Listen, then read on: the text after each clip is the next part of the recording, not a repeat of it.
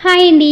ఈరోజైతే తోటకూర పచ్చడి చేసుకుందాం. వినడానికి కొంచెం డిఫరెంట్‌గా ఉన్న టేస్ట్ మాత్రం చాలా బావుంటుంది.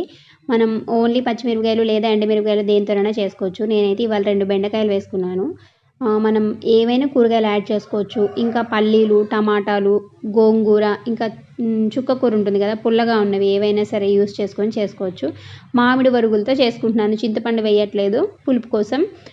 ఆకుకూరలు మగ్గించేటప్పుడు ఎప్పుడైనా ఇట్లా మధ్యలో పెట్టుకుంటే ఆ ఉప్పు గానీ, పసుపు గానీ ఏవైనా గానీ లిడ్‌కి అంటకుండా ఉంటాయన్నమాట. మధ్యలో పెట్టడం వల్ల ఈ చింతపండు గానీ, మామిడి వరుగులు గానీ గట్టిగా ఉంటాయి కదా! అవి మెత్తగా కుక్ అయిపోతాయి.